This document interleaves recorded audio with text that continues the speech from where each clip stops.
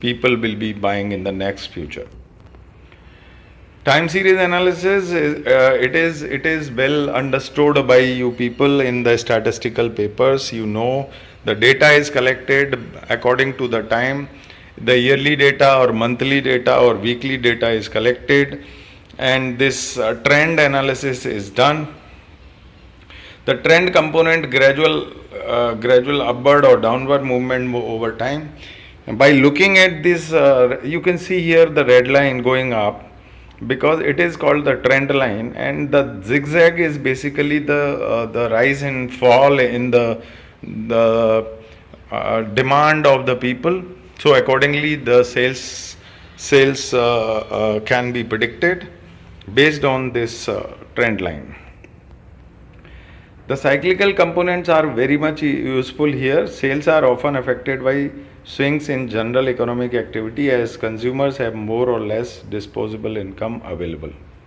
So these are called the boom or the recession, and we all know about these cyclical variations in the sales, but we always considers the trend line for finding out the sales for the future. Sales are often affected by swings in general economic activity as consumers have more or less disposable income. The seasonal components are here. It is distinguished pattern to sales caused by things such as the weather, holidays, local customs, and general customer behavior. So, student, you will be very much confused that the cyclical and seasonal are it looks like same because it also varies. It also have troughs and crusts.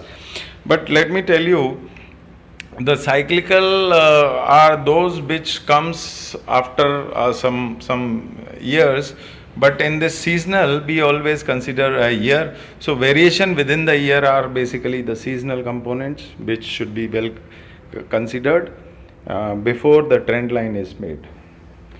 The erratic event random variation in data caused by change and unusual situations. Time series analysis are accurate for short term and medium term forecast, and more so when demand is stable or follows the past behavior.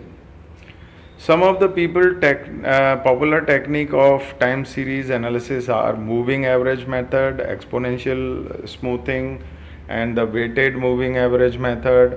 There are many other methods of uh, uh, basically determining the forecast for the sales by the time series data. So the moving average method, you can see here, it is the sales result of multiple prior period are averaged to predict the future period.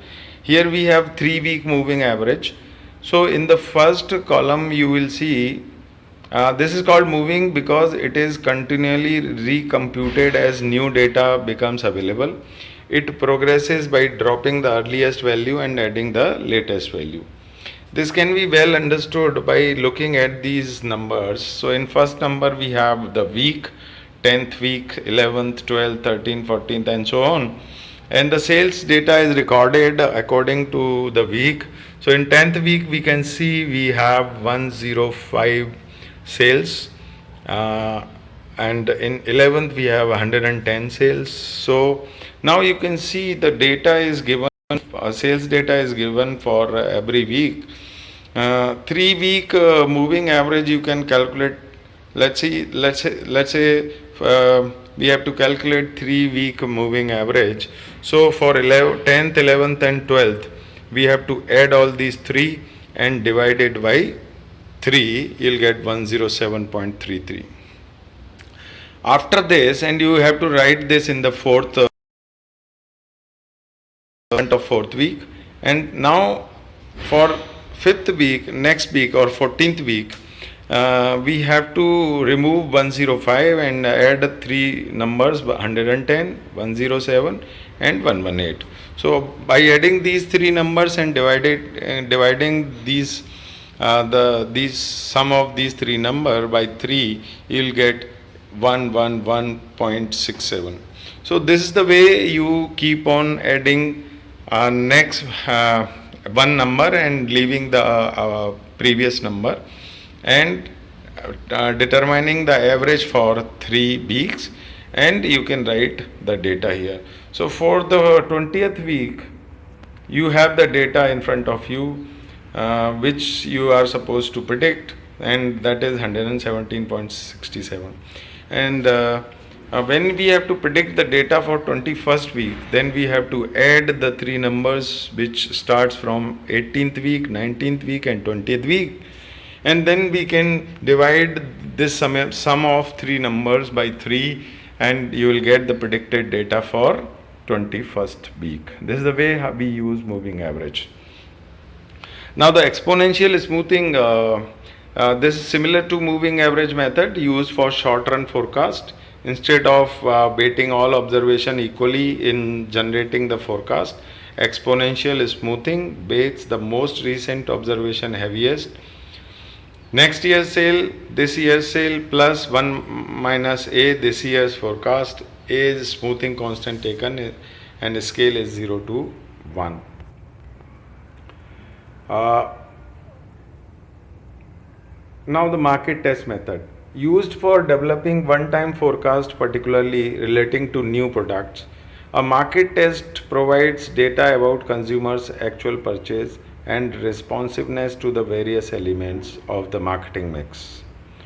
On the basis of response received to a sample market test, product sales forecast is prepared.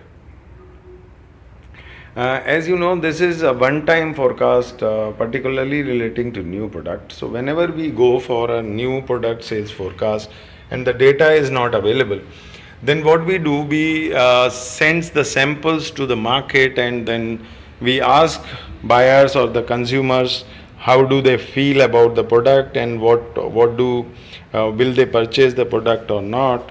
So whenever the product is new, we have to use this market test method for forecasting the sales, and otherwise the least square method and the time series method is more important in quantitative methods. Regression analysis now identifies a statistical relationship between sales dependent variable and one or more influencing factor, which are termed the independent variable. Let me tell you, friends or students, that the regression analysis is one of the very widely used method for prediction or forecasting. Almost every area, every domain is using regression analysis, and it is a technique which you have already learned in the second or regression analysis. When just one independent variable is considered, it is called a linear regression, and the result can be shown as a line graph predicting future values of the sales based on changes in the independent variable. When more than one independent variable is considered, it is called multiple regression. Benefits of sales forecasting. Now, after discussing various methods of forecasting, now let's talk about the benefits of sales forecasting.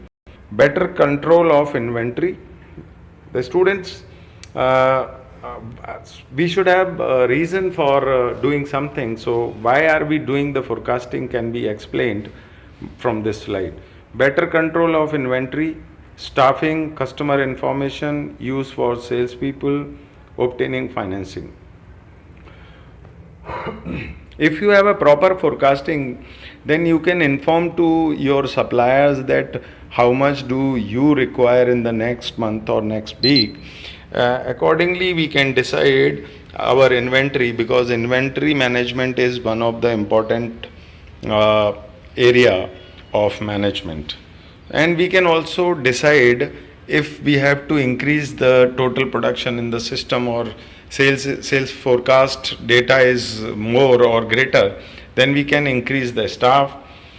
It will give you the information from the customers that whether they are liking the product or not, whether they want to purchase more or not. Use for sales, it is very much useful for the salespeople, because if they have a forecasted data, then they can plan the future activities accordingly, and they can be ready to sell the product in the market. Obtaining financing means if you are requiring more To produce, you will require finance, so you can plan your finance and obtain finance from the sources which are less costly. Limitation of sales forecasting: part hard fact, part guesswork. Forecast may be wrong, time may change. So there are certain limitations. As I told you, the bullwhip effect is one of the important limitation of forecasting, because when we collect the data or forecasted data from every buyer, then everybody exaggerate the data, and at the end when it reaches to the factory, the data is very much exaggerated, which is not good, and that's not good in case of sales forecasting. Thank you so much.